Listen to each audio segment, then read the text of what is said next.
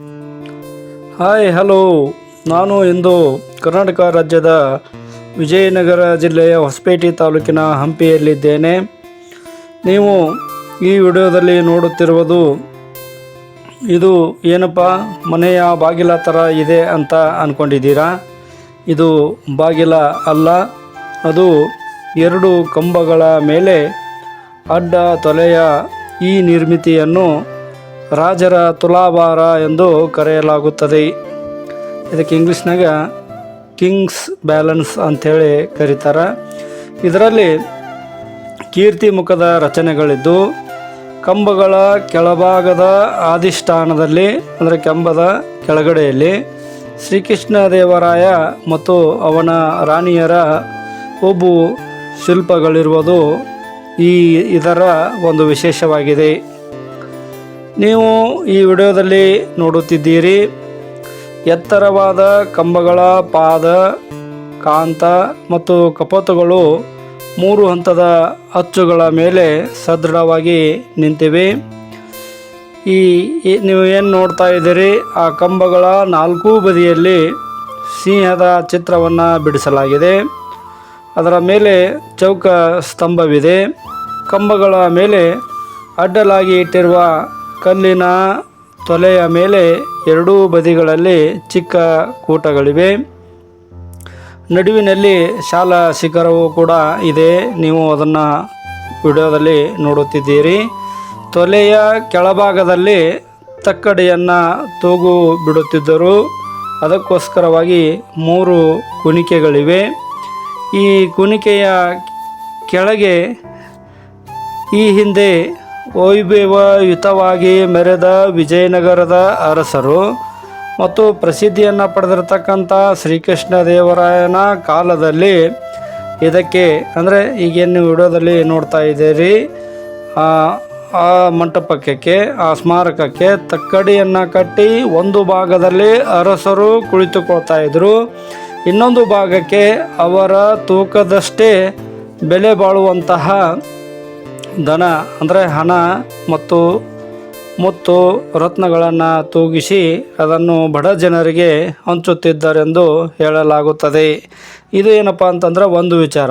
ಇನ್ನೊಂದು ವಿಚಾರ ಏನಪ್ಪ ಅಂತಂದರೆ, ಇದು ದೇವರ ತೊಟ್ಟಿಲೋತ್ಸವಕ್ಕಾಗಿ ಈ ಉಯ್ಯಾಲೆಯಾಗಿ ಇದನ್ನು ನಿರ್ಮಿಸಿರಬಹುದೆಂತಲೂ ಕೂಡ ಭಾವಿಸಿಕೊಳ್ಳಬಹುದು.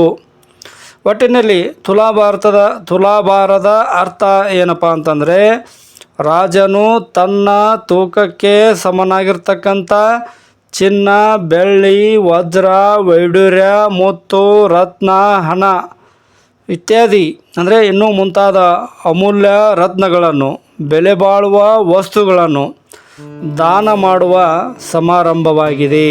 ಅಂದರೆ ಇದು ತುಲಾಭಾರದ ಅರ್ಥವಾಗಿದೆ.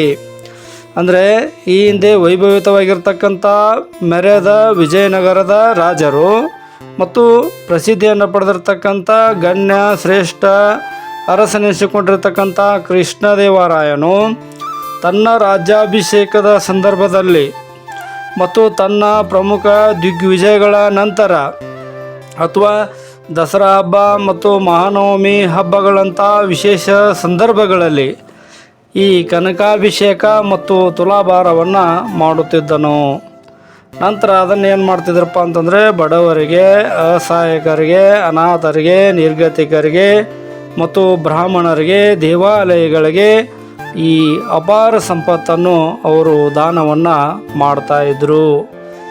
ಈ ಒಂದು ತುಲಾಭಾರದ ಕಾರ್ಯವನ್ನು ರಾಜರು ಅಂದಿನ ಕಾಲದಲ್ಲಿ ಅತ್ಯಂತ ಪವಿತ್ರ ಮತ್ತು ವೈಭವಯುತವಾಗಿ ಆಚರಣೆಯನ್ನು ಮಾಡ್ತಾಯಿದ್ರು. ಈ ತುಲಾಭಾರದ ಸಮಾರಂಭಗಳು ವಿಜಯನಗರ ಸಾಮ್ರಾಜ್ಯದ ಮಹತ್ವದ ಧಾರ್ಮಿಕ ಮತ್ತು ಸಾಮಾಜಿಕ ಜೀವನದ ಒಂದು ಪ್ರಮುಖ ಭಾಗ ಅಂತೇಳ್ಕೊಂಡು ಹೇಳಬೇಕಾಗ್ತದೆ. ಇದು ವಿಜಯನಗರ ರಾಜರ ದಾನಶೀಲತೆಯನ್ನು ಅದು ಎತ್ತಿ ತೋರಿಸ್ತದೆ. ಈ ಕಾರ್ಯದ ಉದ್ದೇಶ ಏನಪ್ಪ ಅಂತಂದರೆ, ಇದು ಕೇವಲ ಸಂಪತ್ತಿನ ಪ್ರದರ್ಶನವಾಗಿರದೆ ಅಂದರೆ ಸಂಪತ್ತನ್ನು ತೋರ್ಪಡಿಸುವುದಕ್ಕಲ್ಲ, ಅದರ ಬದಲಾಗಿ ಅದು ಏನಾಗಿದೆಯಪ್ಪ ಅಂತಂದ್ರೆ ಪಾಪ ಪರಿಹಾರ, ದೀರ್ಘಾಯುಷು ಮತ್ತು ರಾಜ್ಯದ ಸಮೃದ್ಧಿಗಾಗಿ ಮಾಡ್ತಕ್ಕಂಥ ಒಂದು ಪವಿತ್ರ ಕಾರ್ಯ ಈ ರಾಜರ ತುಲಾಭಾರ ಆಗಿತ್ತು ಅನ್ನುವಂಥದ್ದು. ಹೀಗೆ ಈ ಶ್ರೀಕೃಷ್ಣ ದೇವರಾಯ ತನ್ನ ಆಳ್ವಿಕೆಯ ಕಾಲದಲ್ಲಿ ಅಮರಾವತಿ, ಶ್ರೀಶೈಲ, ಸಿಮಾಚಲಮ್ಮ, ಸಿಂಹಾಚಲಮ್ಮ ಮುಂತಾದ ಪ್ರಸಿದ್ಧ ಕ್ಷೇತ್ರಗಳಲ್ಲಿ ಈ ತುಲಾಭಾರದ ಕಾರ್ಯಕ್ರಮಗಳನ್ನು ಮಾಡಿ ಆಯಾ ದೇವಸ್ಥಾನಗಳಿಗೆ ಬೆಳ್ಳಿ ಬಂಗಾರವನ್ನು ದಾನ ಮಾಡಿದ್ದನ್ನು ನಾವು ತಿಳಿದುಕೊಳ್ಳಬಹುದಾಗಿದೆ. ಇಂದಿಗೂ ಕೂಡ ನಾವು ಕೆಲವು ಕಡೆ ಈ ತುಲಾಭಾರದ ಕಾರ್ಯಕ್ರಮವನ್ನು ಆಚರಿಸ್ತಾ ಇದ್ದೇವೆ. ಆದರೆ ಅದನ್ನು ಈಗ ಶ್ರೇಷ್ಠ ಒಳ್ಳೆಯ ಸ್ವಾಮೀಜಿಗಳಿಗೆ, ಸಾಧು ಸಂತರಿಗೆ, ಜಗದ್ಗುರುಗಳಿಗೆ ಈ ತುಲಾಭಾರ ಕಾರ್ಯಕ್ರಮವನ್ನು ದೊಡ್ಡ ದೊಡ್ಡ ಶ್ರೀಮಂತರು, ಉದ್ಯಮಿಗಳು ಮಾಡುತ್ತಿರುತ್ತಾರೆ. ಇಲ್ಲಿಗೆ ನನ್ನ ಈ ವಿಡಿಯೋಗೆ ವಿದಾಯವನ್ನು ಹೇಳುತ್ತೇನೆ. ಎಲ್ಲರಿಗೂ ತುಂಬು ಹೃದಯದ ಧನ್ಯವಾದಗಳು.